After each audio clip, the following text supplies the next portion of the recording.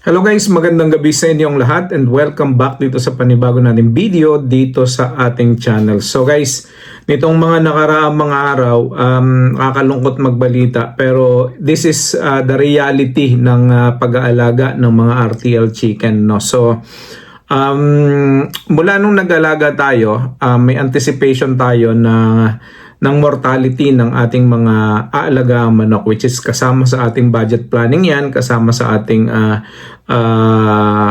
projected income at kung ano-ano pa. So kasama yan sa mga plano natin. At inaasahan natin na meron tayong magiging mortality kapag tayo ay nag-alaga ng mga RTL chicken. Given yan.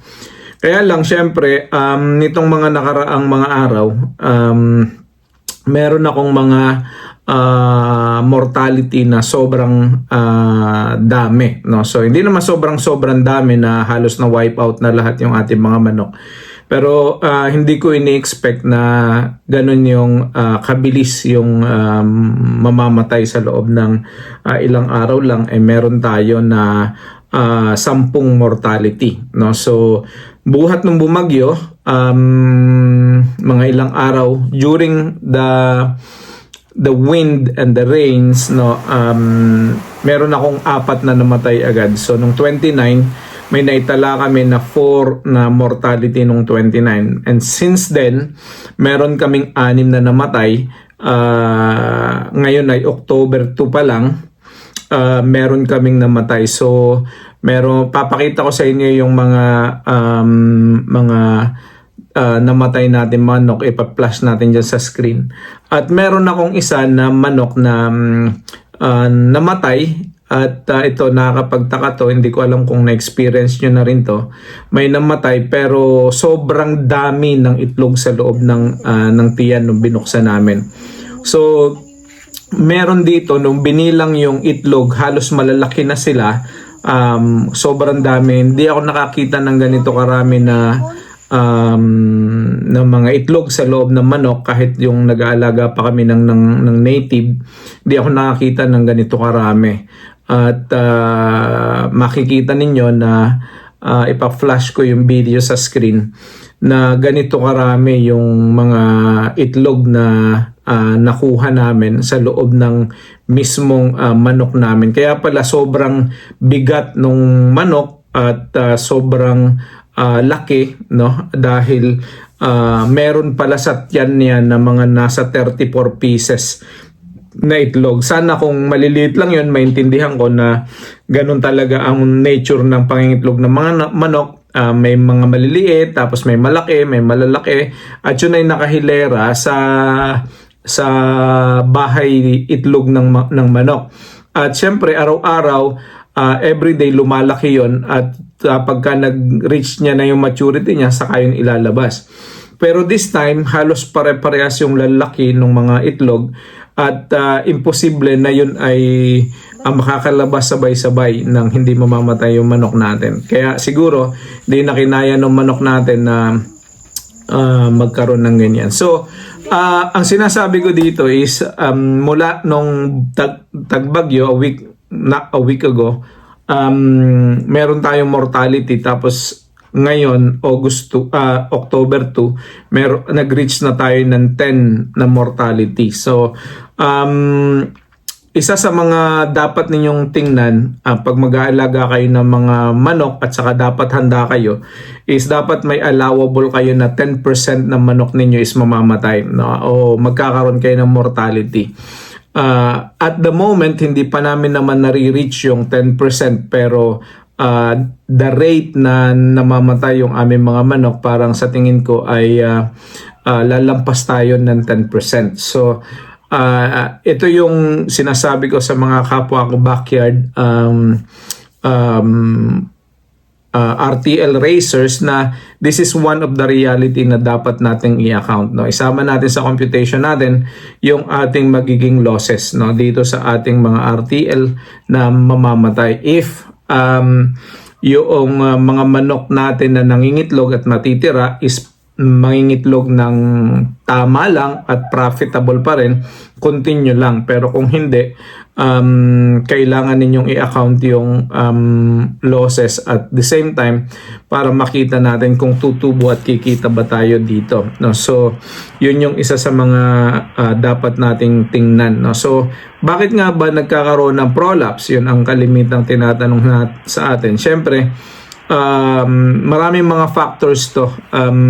So unang-una diyan guys ay kapag ka hindi balanse yung pagpapakain natin sa ating mga manok, no? So kapag ka tayo ay nagpapakain ng manok tapos hindi madami ngayong araw na to, madami kinabukasan, tapos sobrang dami lagi ang pinapakain, no? Kapag ka na-overfeed ang ating mga manok, tumataba ang ating mga manok. Kapag ka sobrang taba ng ating manok, nahihirapan yan na ilabas yung mga itlog. At the same time, yung mga layer feeds na pinapakain natin sa ating mga manok, ang purpose niyan is para mangitlog yung ating mga manok. So kung palagi silang kumakain, no, overfeed sila, malalaki na yung katawan nila, tapos patuloy na nagpuproduce sila ng itlog, katulad nitong video natin na pinag-uusapan dito, is yung nagpuproduce ang katawan ng itlog habang yung iba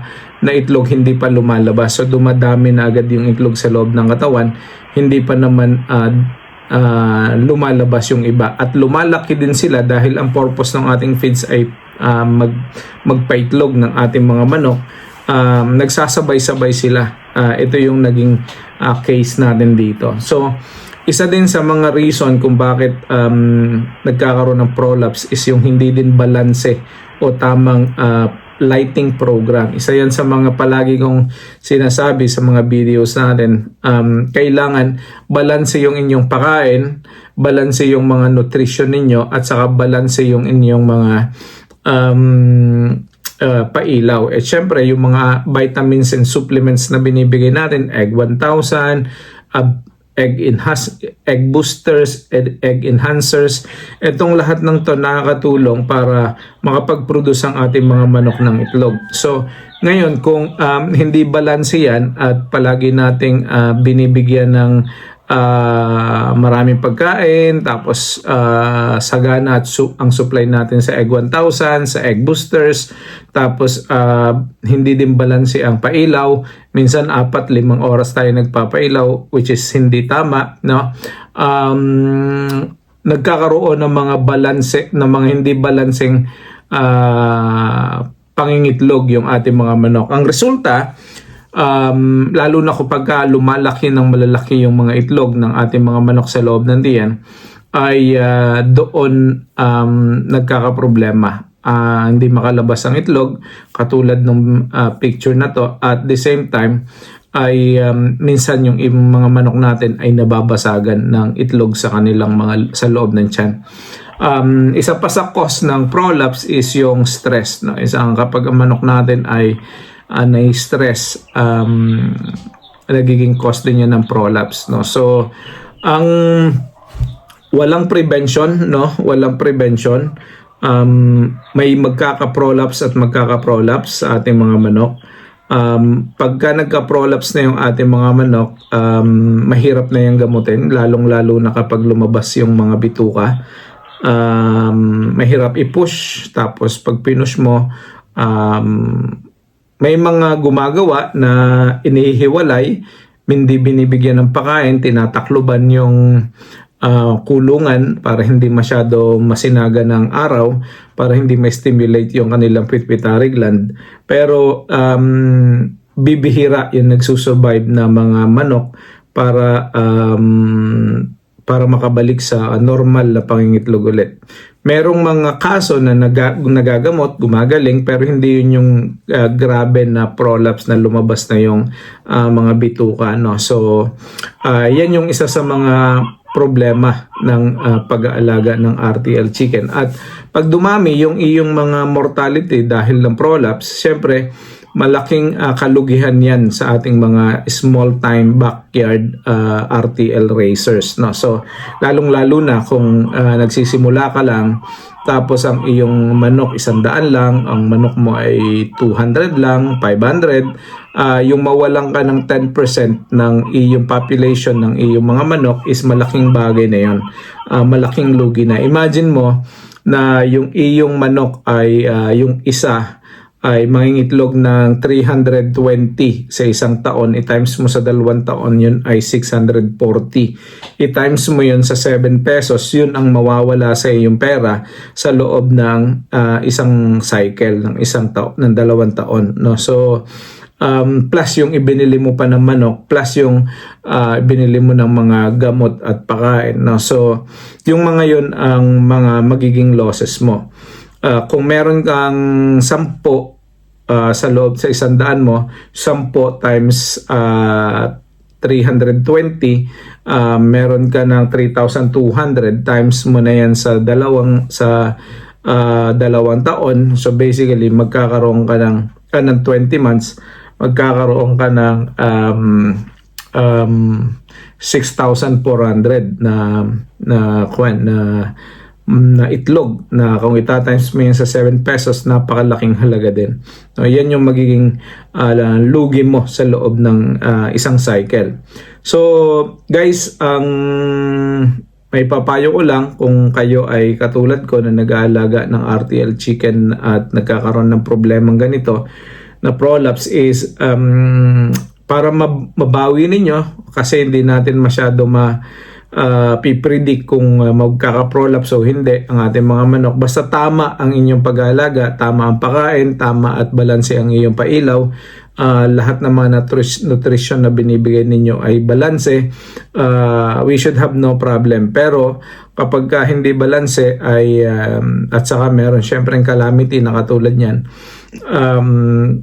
magkakaroon tayo ng ganong karami na prolapse o magkakaroon tayo ng ganong karaming mortality, isama natin sa ating calculation. Ito ba ay profitable pa rin kapag namatayan tayo ng 10? Ito ba ay profitable pa rin kapag itinuloy natin yung ating production? So bago pa lang tayo magsimula, alalahanin natin na yun ay isa sa mga magiging concern kapag hindi natin pinaghandaan. At syempre, heartbreaking yung makita natin na 10 sa 100 nating manok ay namatay, no? So at hindi natin sigurado kung yung 10 na yun ay madadagdagan pa o pagka tumagal yung panahon, no? So kapag tumagal yung 20 months.